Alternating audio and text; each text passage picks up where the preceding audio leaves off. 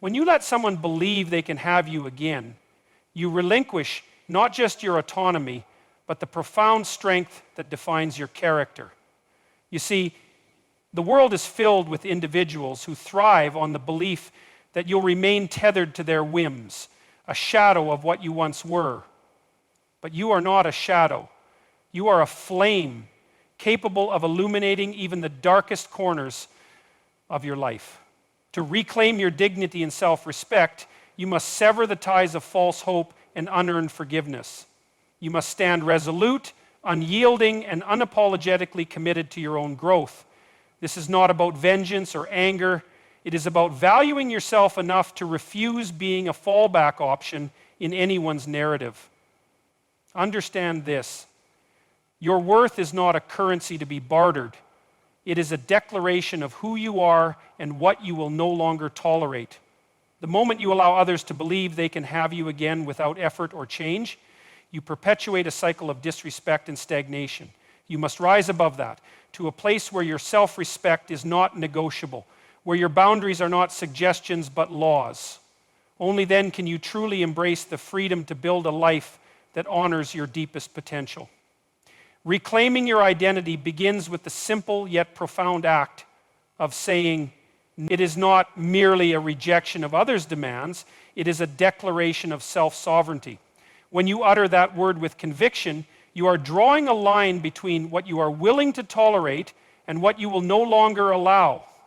To say no is to assert that your life has value, that your time has meaning, and that your presence is not a commodity to be traded or exploited. Yet, so many fail to grasp the transformative power of this act, fearing conflict, rejection, or the discomfort of standing alone. But to avoid confrontation is not peace. It is the slow erosion of your integrity. Consider the biblical account of Daniel, who refused to bow to an idol, even under the threat of death. His no was not a rebellion for its own sake. It was a proclamation of loyalty to a higher truth. Similarly, your refusal to acquiesce to what diminishes you is an allegiance to your own dignity and purpose. You are not called to be everyone's companion or to fit neatly into the expectations others have crafted for you. You are called to live authentically, to honor the unique potential placed within you by something far greater than the opinions of others. When you fail to embrace the power of no, you become complicit in your own oppression. The world will gladly pile upon you its demands, its distractions, its manipulations. People will test your boundaries, not always maliciously, but because it is in human nature to seek what is easiest. If you do not define where you stand, others will define it for you. And in doing so, they will chip away at your sense of self until you no longer recognize who you are or what you believe. The tragedy is that most do not lose themselves in a single cataclysmic event. They lose themselves gradually in a series of small compromises and quiet betrayals of their own values. But here's the truth. You cannot save others by diminishing yourself. Saying yes to every request, every demand, every attempt to draw you back into patterns of dysfunction is not kindness. It is cowardice masquerading as compassion. True compassion requires strength. It demands that you sometimes say no so that you can say yes to what truly matters, your purpose, your growth, your future. You cannot pour from an empty vessel, and you cannot lead others out of darkness if you are unwilling to leave it yourself. The fear of rejection often paralyzes people into compliance, but rejection is not the enemy. The enemy is self-abandonment. When you live inauthentically to avoid the discomfort of others' disapproval, you betray the very essence of who you are.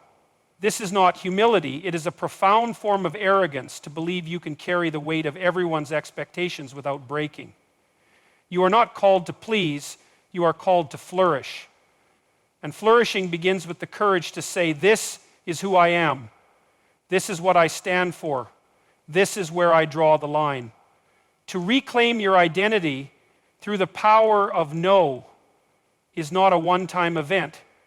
It is a daily practice. It requires vigilance, introspection, and an unwavering commitment to your principles. It is easy to waver, especially when those closest to you push against your boundaries. But remember, even Jesus turned over the tables in the temple, refusing to allow sacred spaces to be defiled. Your boundaries are sacred. Your time, your energy, your peace, these are not trivial commodities. They are gifts entrusted to you for a purpose. To guard them is not selfishness, it is stewardship. Real life application demands that you begin small. Start by identifying the areas in your life where you feel drained, disrespected, or taken for granted. Ask yourself why you continue to allow these patterns to persist.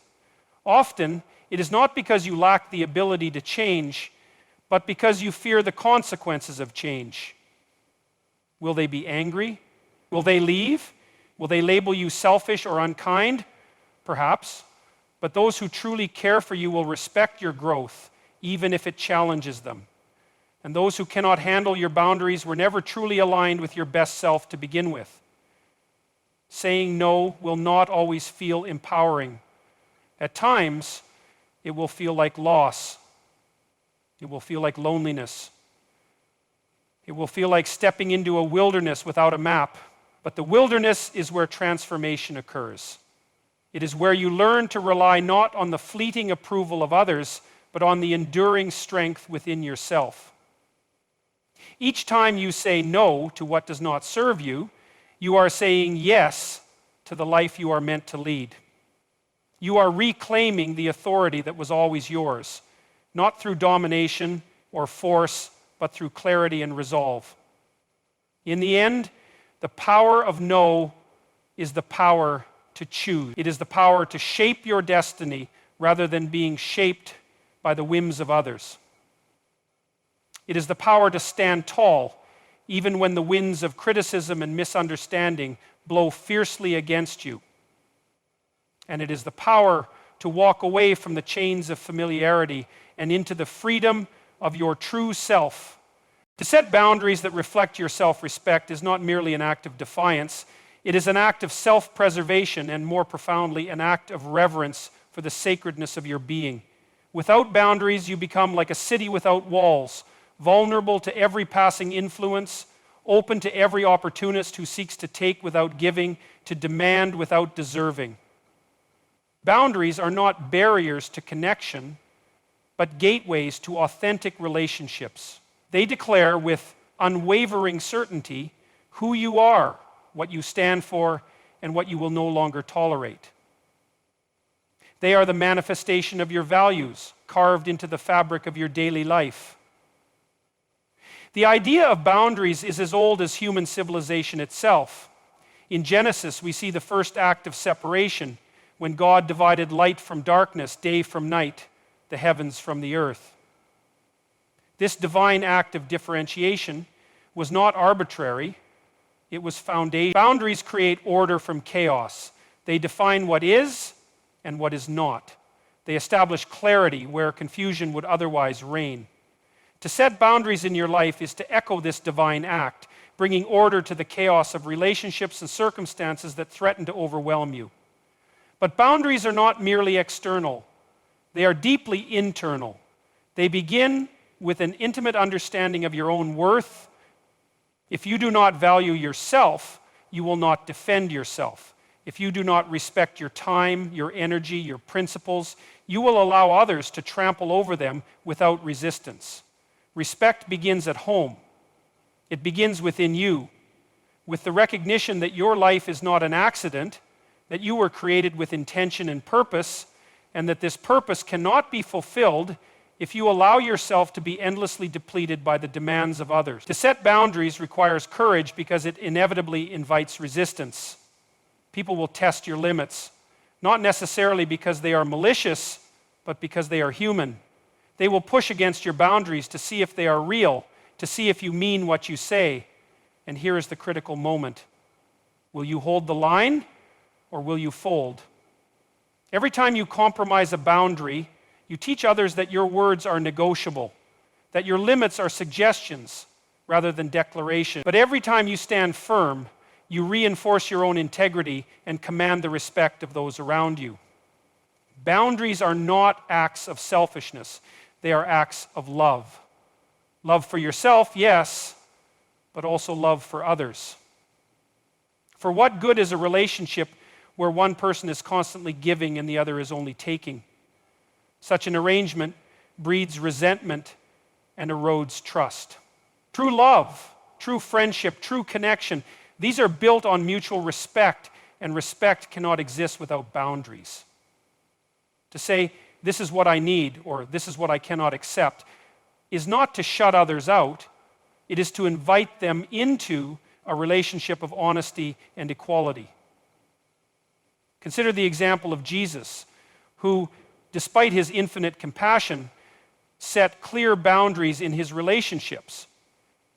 He withdrew to pray alone when the crowds became overwhelming. He spoke plainly to his disciples about what he expected from them and corrected them when they strayed. He even overturned the tables of the money changers in the temple, demonstrating that certain behaviors would not be tolerated in sacred spaces. These acts were not expressions of anger, but of conviction. They were the actions of a man who understood his mission and would not allow anything to detract from it. In practical terms, setting boundaries means learning to say no without guilt, to prioritize without apology, and to walk away without fear.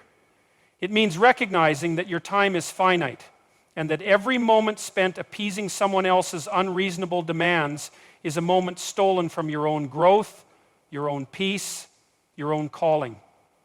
It means refusing to engage in relationships that drain you, conversations that demean you, or situations that diminish you.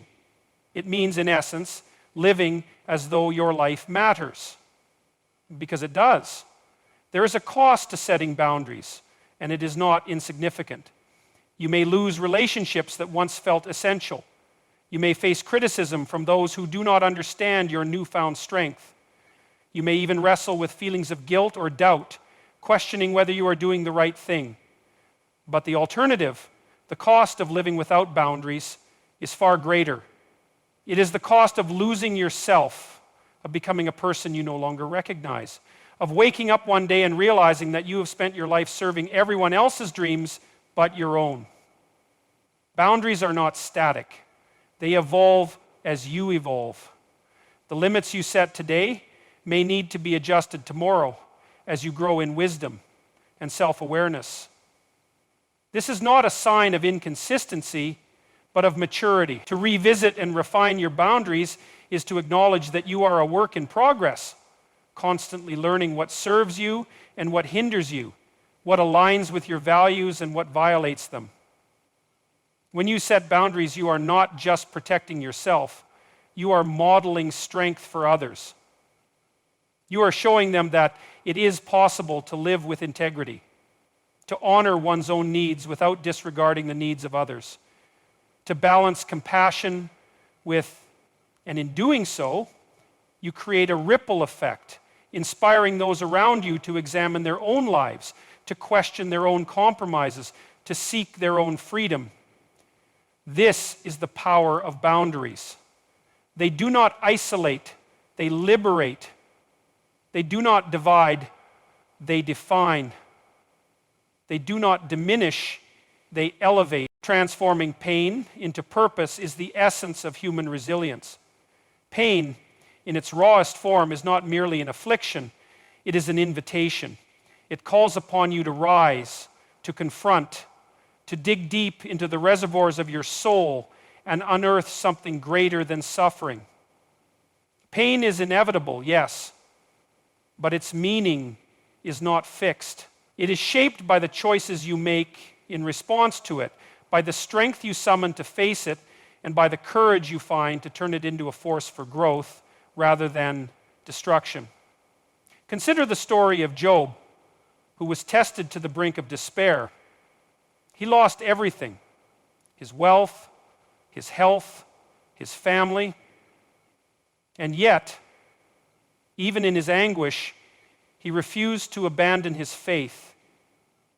Job's pain became the crucible through which his character was refined. He emerged not only restored but transformed, with a deeper understanding of himself and his place in the world. Like Job, your pain can either break you or build you. The outcome depends on whether you see it as an unbearable burden or as a sacred challenge. Pain reveals what is weak, what is fragile, what is in need of repair. It strips away the illusions you have clung to and forces you to confront reality in its starkest form. And that is why it is so valuable. Without it, you might never confront the habits that are slowly destroying you, the relationships that are holding you back, or the fears that are paralyzing you. Pain is a mirror reflecting the truth of your life with brutal honesty. But the mirror does not judge, it merely shows. The question is, will you turn away in denial, or will you face the reflection and begin the work of transformation? To transform pain into purpose requires a shift in perspective. Instead of asking, why is this happening to me, ask, what can I learn from this? That is not a dismissal of suffering, but a refusal to let it define you. Viktor Frankl, a survivor of the Holocaust, wrote that those who survived the horrors of the concentration camps were not necessarily the strongest or the fittest, but those who found meaning in their suffering. Frankl himself endured unimaginable pain, yet he used it to fuel his mission to help others find meaning in their lives. He showed that even in the most dire circumstances, purpose can be forged from the fires of agony. When you view pain as a teacher, it loses its power to destroy and gains the power to enlighten. The lessons it teaches are not easy, but they are invaluable. Pain teaches you empathy, because once you have suffered, you can understand the suffering of others. It teaches you humility, because it reminds you of your limitations and your dependence on forces greater than yourself. And it teaches you gratitude, because it illuminates the blessings you once took for granted. But transformation does not happen passively. You must actively engage with your pain. You must name it, understand it, and work through it. That is no small task. It requires discipline, reflection, and often the support of others. Yet it is through this struggle that you find strength. The weight you carry today becomes the muscle you build tomorrow. The tears you shed today become the clarity you gain tomorrow. The wounds you endure today become the scars that tell the story of your survival and your triumph. Look to nature, where transformation is a constant process. The seed must break open to become a tree. The caterpillar must endure the darkness of the cocoon to become a butterfly. And today, these transformations are not easy. They are painful, messy, and fraught with uncertainty. Yet they are also necessary. Without the breaking, there can be no growth. Without the struggle, there can be no flight. In your own life, pain can serve as the catalyst for discovering your purpose. Perhaps the betrayal you endured can inspire you to help others build trust. Perhaps the loss you suffered can teach you to cherish what remains. Perhaps the failure you experienced can fuel your determination to succeed. Purpose does not erase pain, but it redeems it. It turns what was once a source of despair into a source of strength. Do not underestimate the power of your story. The trials you have faced and the victories you have won are not yours alone. They are gifts to be shared, lessons to be passed on, beacons of hope for those who are still struggling. When you transform your pain into purpose, you become a light in the darkness, a testament to what is possible when resilience meets grace. This transformation is not a one-time event. It is a lifelong process. Pain will revisit you in different forms and at different times, but each encounter is an opportunity to deepen your purpose, to refine your character, to grow into the person you were meant to be. The question is not whether you will experience pain, but what you will do with it. Will you let it consume you, or will you use it to create something extraordinary? The choice, as always, is yours. To stop being an emotional crutch for others is to reclaim your own life. It is a necessary act of self-respect and a gift to those who lean on you in ways that stunt their growth. Far too often, people confuse enabling with support. They believe that by shouldering the burdens of others, by constantly stepping in to solve their problems, they are showing love and compassion. But true compassion does not cripple, it empowers. True love does not create dependence, it fosters independence. To carry someone perpetually is not kindness, it is a slow form of destruction, both for them and for you. Imagine a child learning to walk. If you never let go of their hand, if you always prevent them from falling, they will never develop the strength or the balance to walk on their own. What begins as a gesture of care becomes a chain that binds them to weakness. And so it is with emotional dependency. When you allow someone to lean on you without limit, you deprive them of the opportunity to stand tall, to build their resilience, to face the struggles that are essential for their growth. The Bible reminds us that each must bear their own load. This is not a call to selfishness, but a recognition of the individual responsibility that lies at the heart of human flourishing. We are called to help one another, yes, but not at the expense of enabling patterns of avoidance or complacency. There is a difference between offering a hand to someone who has fallen and becoming the crutch that keeps them from ever learning to walk. The former uplifts, the latter imprisons. To break free from being an emotional crutch, you must first examine your own motivations. Why do you feel compelled to take on the burdens of others? Is it truly out of love, or is there a deeper fear driving your actions? A fear of rejection, a fear of conflict, a fear of being seen as unkind? Often the need to be needed becomes a subtle form of control. By making yourself indispensable, you create a sense of worth, a justification for your place in the lives of others. But this is a fragile foundation, built not on mutual respect, but on a dynamic of dependency that ultimately serves no one. When you stop being an emotional crutch, you are not abandoning others. You are inviting them into their own strength. You are saying to them, I believe in your ability to handle this. I trust that you are capable of growth, of resilience, of transformation. This is a far greater act of love than stepping in to fix every problem, to soothe every discomfort, to absorb every emotional wave. It is an affirmation of their potential, a call to rise to the challenges that life inevitably brings. This shift is not easy. Those who have relied on you may resist, not out of malice, but because they fear their own inadequacy.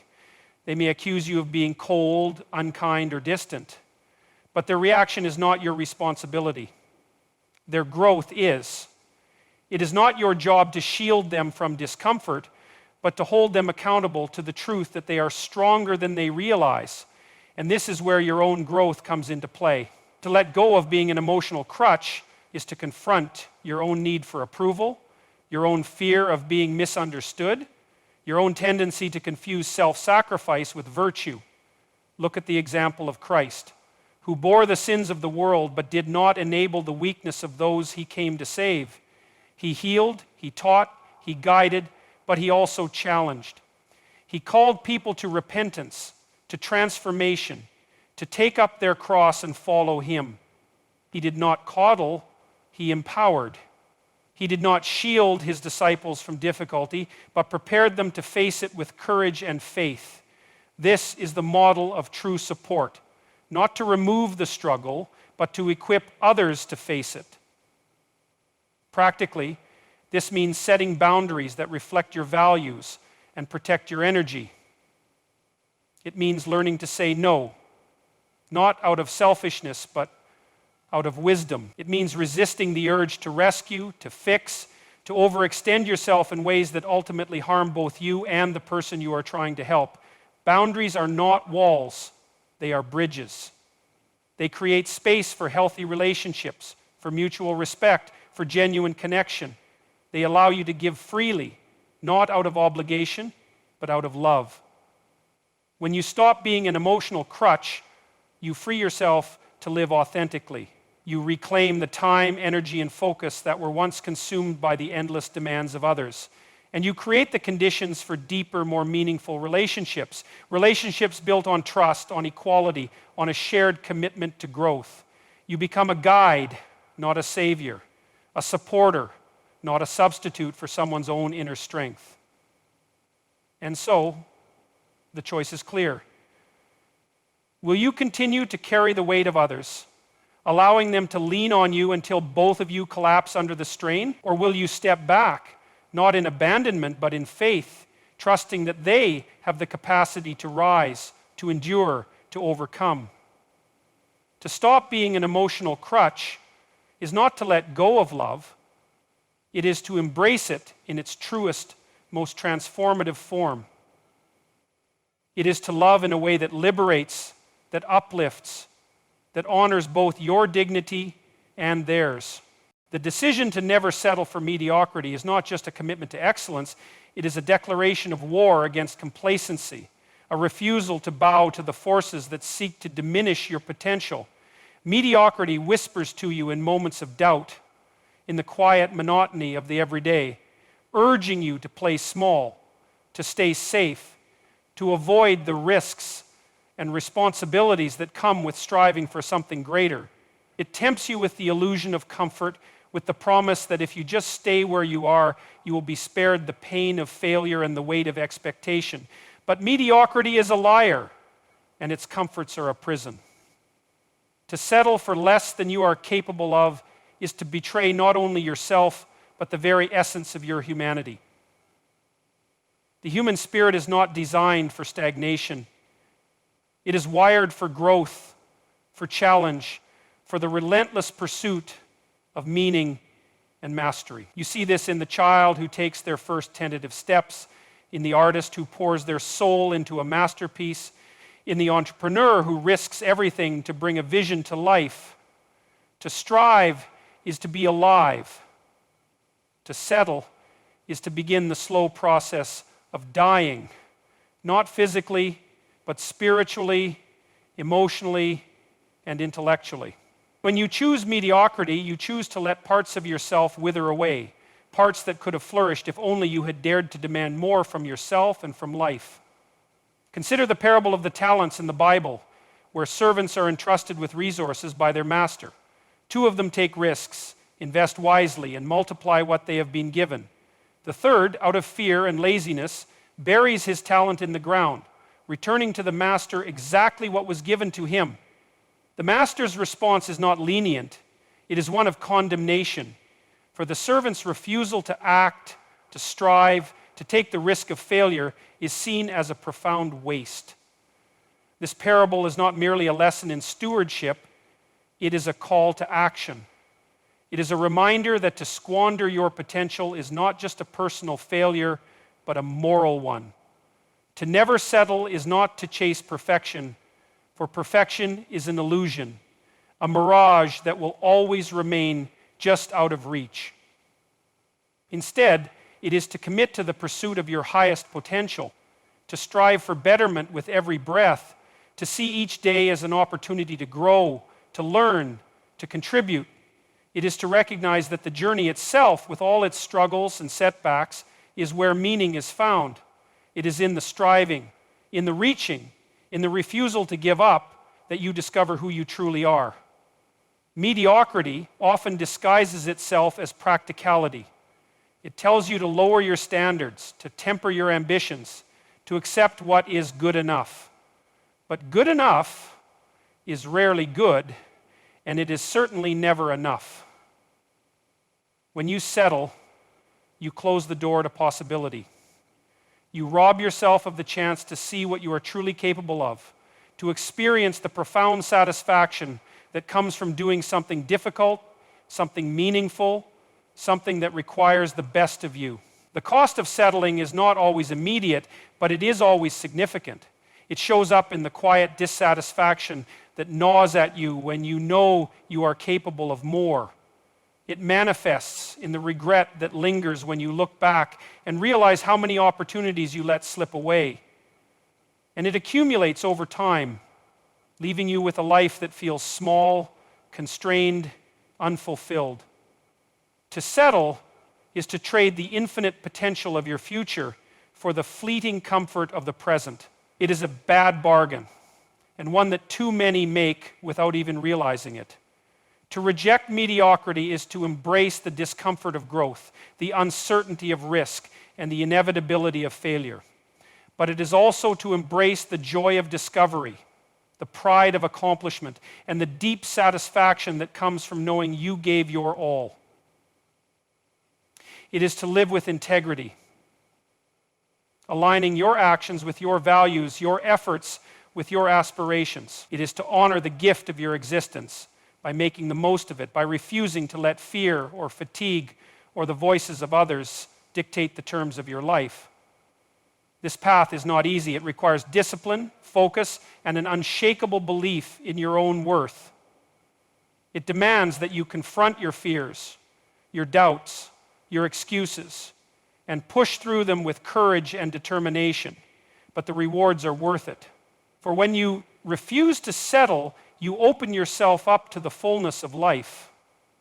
You become a person who inspires others, who elevates those around you, who leaves a legacy of strength and purpose. You were not created for mediocrity. You were created for greatness. Not the shallow, self-aggrandizing kind of greatness, but the deep, authentic greatness that comes from living in alignment with your highest values and your deepest truths. This is your birthright, but it is also your responsibility. To claim it, you must make the conscious choice every day to reject the easy path, the safe path, the path of least resistance. You must choose instead the path of effort, of ambition, of relentless pursuit. And in doing so, you will not only transform your own life, you will become a beacon of possibility for others. A testament to what is possible when you refuse to settle for anything less than what you were meant to be. When you allow someone back into your life after they've betrayed, abandoned, or belittled you, you must reckon with the truth that many are unwilling to face. Forgiveness does not always mean reconciliation. To forgive is an act of grace, an acknowledgement that holding on to anger or resentment will corrode your soul. But to reconcile, to open the door again, to invite someone back into the sacred space of your trust is an entirely different matter. Reconciliation requires evidence of transformation, proof that the person who caused harm has confronted their shortcomings and committed to change. Without this, you do not reforge a relationship. You re-enter a cycle of harm. Consider the prodigal son. When he returned home, repentant and humbled, his father embraced him, not because he merely showed up, but because his actions demonstrated genuine remorse and a willingness to start anew. The father, in his wisdom, did not allow the son's return to jeopardize the household. He celebrated, yes, but also reestablished boundaries. The reunion was possible because the son's actions signaled a shift in character, not a continuation of past mistakes. This is the key to understanding when and how to let someone back in. It must be earned through evidence, not sentiment. Too often, people mistake their own yearning for closure or comfort as a reason to reopen the door. They ignore the red flags, the patterns, the unmistakable signs that nothing has truly changed. They rationalize, thinking, perhaps this time it will be different. But history, unexamined, has a way of repeating itself. If someone has not taken responsibility for their actions, if they have not faced the consequences, sought redemption, or made amends, you are not rebuilding, you are resetting the stage for the same play with the same tragic ending. To stand firm in this principle is not cruelty, it is self-respect. It is recognizing that your life is not a revolving door for those who would treat your kindness as weakness or your loyalty as naivety. To let them back in without the necessary transformation is to enable their behavior, to say, in effect, that the harm they caused was acceptable. This does not serve them, and it certainly does not serve you. Love, if it is real, must come with boundaries.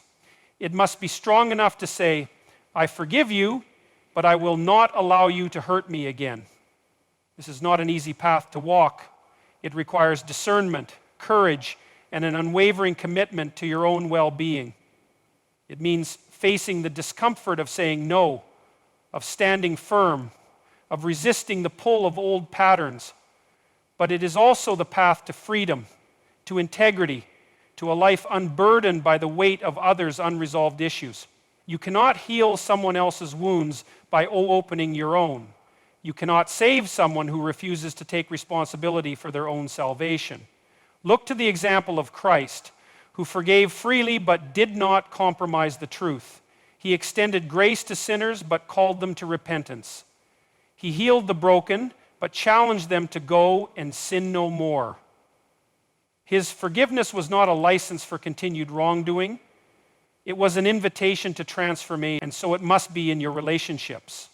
Forgiveness is a gift, but reconciliation is a responsibility.